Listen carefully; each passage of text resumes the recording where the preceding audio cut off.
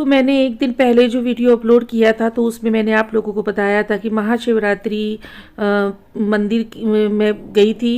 महाशिवरात्रि वाले दिन मैं मंदिर गई हुई थी पूजा करने के लिए।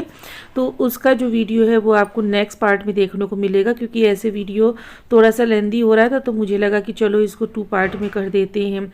तो ये महाशिवरात्रि का ही दिन है और घर की पूजा तो अभी पूरी नहीं कर पाई थी, लेकिन हाँ पूरा मंदिर लगा दिया था और भगवान जी को भी स्नान वगैरह करा दिया था। उसके बाद में मैं आ गई थी मंदिर। अब यहाँ की मैं किस्सा मैं आपको बताऊँ, मैं मेरे घर के जस्ट बिल्कुल मतलब नियर ही मंदिर है, बिल्कुल सामने पड़ता है। तो वहाँ जा रही थी, पर अब महाशिवरात्रि का दिन तो इतनी ज़्यादा भीड़ थी मंदिर में, इतनी ज़्यादा भीड़ थी कि मंदिर में एक पैर रखने की भी कहीं जगह नहीं थी।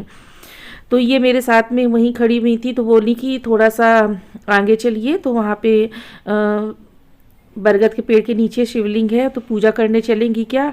तो मैंने कहा बिल्कुल चलेंगे, हम लोगों को पूजा करने से मतलब है, शिवलिंग में जल चढ़ाने से, दूध चढ़ाने से मतलब है, अभिषेक करने से मतलब है।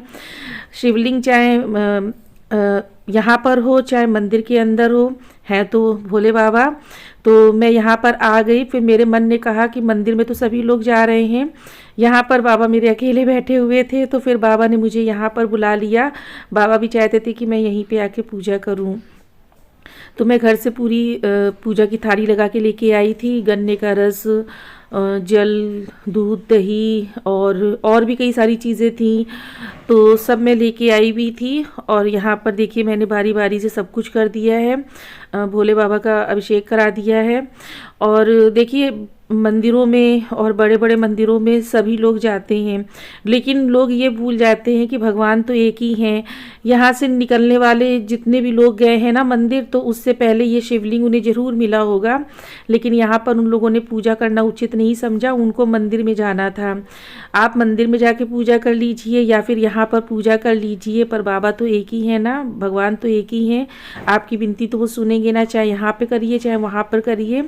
तो मुझे ये चीज़ बड़ी वैसी लगी कि मतलब लोगों का भी ना क्या दिमाग रहता है कि मतलब भगवान को पूछना है, लेकिन वही वाला हाल है ना कि बीच रास्ते में भगवान बैठे मिल रहे हैं तो उनको नहीं पूछना है, मंदिर में जो जाके बैठे ना उनको पूछना है। तो देखिए मैं वहाँ की पूजा करके आ गई हूँ, मंदिर तो नहीं जा पाई थी पर ये भी तो मंदिर ही है। तो मैं यहीं पर पूजा करके आ गई थी अपने घर, और ये घर की पूजा की है मैंने। ये मैंने आप लोगों को एक दिन पहले दिखाया था, अपनी वीडियो में शेयर किया था आप लोगों के साथ में। तो ये मैं घर की पूजा कर ली है मैंने, और पूरा मंदिर इतना अच्छा सजा हुआ है, बड़ा अच्छा लग रहा था। जब घर में कोई विशेष पूजा पाठ करते हैं ना तो घर में बड़ी रौनक सी लगती है। आप लोगों के साथ भी ऐसे ही होता होगा ना। और अब मेरी पूजा पाठ यहाँ पर संपन्न हो गई है और आज है मेरा महाशिवरात्रि का व्रत। तो चलिए भाई, अब पूजा आज विशेष पूजा करनी थी, तो बहुत सारा सामान मैंने किचन में भी फैला लिया था, यहाँ पे भी फैला लिया था। तो बारी बारी से पूरा सामान समेट लूँ। सामान समेटने भी मुझे आधे घंटे से ऊपर लग गया था। यहाँ तो चलो सामान मैंने 3 थालियों में करके रख दिया था, लेकिन किचन मैंने बहुत बुरी तरह से फैला रखी थी। और अभी मैं पूजा करके उठी हूँ और इन्होंने भी पूजा नहीं की हुई है, इसीलिए मैंने आसन थोड़ा सा समेट के पहले स्पर्श कर लिया और उसके बाद में फिर से आसन को बिछा दिया, ताकि जब वो आएंगे तो पूजा कर लेंगे। अब आप मेरी किचन की कंडीशन देखिए, ये कंडीशन है। और ये कंडीशन पता है, जब मैं मंदिर के लिए थाली लगा रही थी और जब पूजा करने के लिए अपने मंदिर की तैयारी कर रही थी ना, तब ये सारा सामान मैंने फैला दिया था। होता क्या है ना, नहाने के पहले पूरा किचन साफ़ करके गई हुई थी मैं, और नहाने के बाद में जब इधर आई तो पूजा की हड़बड़ी थी। सामान ये लेना है, वो लेना है, कई सारी चीज़ें थी थाली में रखने के लिए, मंदिर में ले जाने के लिए, और घर के मंदिर के लिए अलग मैंने थाली तैयार की हुई थी। तो ऐसे करके ना छोटी छोटी सी कटोरियाँ, जिनमें मैंने शहद, दूध, दही सब कुछ रखा हुआ था, जो बोलते हैं ना बाबा का, जिससे हाँ ब्राउन शुगर वगैरह हर चीज़ मैंने रखी हुई थी। तो ऐसे करके ना बहुत सारा मैंने सामान फैला लिया था। फूल वगैरह धोए थे, फल वगैरह धोए थे, तो सब मैंने जहाँ का तहाँ छोड़ दिया था, क्योंकि सबसे ज़्यादा पहले मुझे पूजा करनी थी घर की और मंदिर की। टाइम बहुत ज़्यादा होता जा रहा था, तैयारियां लगाने में ही 1 घंटा लग जाता है, फिर उसके बाद में पूजा करिए, 2.5-3 घंटे कैसे टूट जाते पता ही नहीं चलता है। तो अभी पूजा करके उठी हूँ, सबसे पहले किचन लगा लूँगी। और ये अच्छी बात है कि इन लोगों को अभी मैंने नाश्ता वगैरह नहीं देना है, वरना ना सबसे पहले नाश्ता देना होता तो बहुत परेशान हो जाती मैं। और आज तो मेरा व्रत है ना, तो अभी मैंने चाय पानी कुछ भी नहीं पिया हुआ है, वरना डेली नहाने के पहले चाय पानी तो मैं पी लेती थी। तो यहाँ पर अपने लिए मैं चाय भी बनने के लिए रख दूँगी, क्योंकि बहुत ज़्यादा टाइम हो चुका है। मुझे लग रहा है शायद 11:30 12 ऐसे ही बज रहा होगा, मैंने ध्यान, हाँ इतना ही टाइम होगा, क्योंकि ये वीडियो मैं दूसरे दिन एडिट कर रही हूँ ना, तो मुझे टाइम एग्जैक्ट याद नहीं है। तो किचन भी समेटती जा रही हूँ साथ ही साथ में, और दिमाग में भी चल रहा है कि कैसे क्या करूँ, मतलब इन लोगों के लिए खाना बनाना है।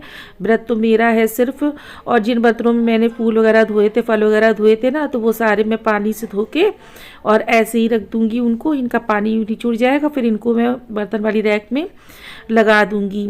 और देखिए धीरे धीरे किचन भी सिमटता जा रहा है। और हाँ, आज मुझे आप लोगों से एक बात शेयर करनी थी। मेरी एक वीडियो में कमेंट आया था, वो कमेंट क्या है ये देखिए। गलत बात है, घर नसीब और मेहनत से बनता है।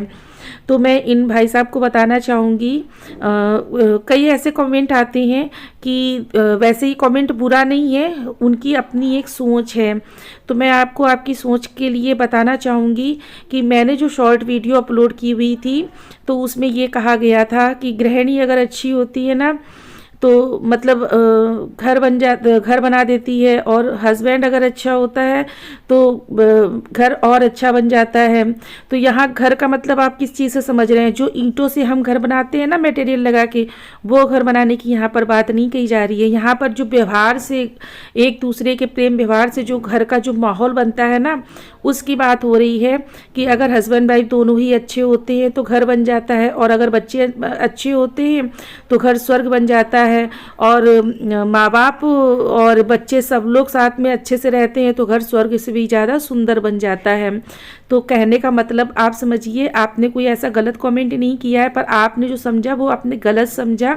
यहाँ पर घर ईंटों से सीमेंट से बनाने की बात नहीं हो रही थी, यहाँ पर घर के माहौल की बात हो रही थी कि घर लोगों के माहौल से, हस्बैंड वाइफ के नेचर से और बच्चों के नेचर से कैसे बनता है।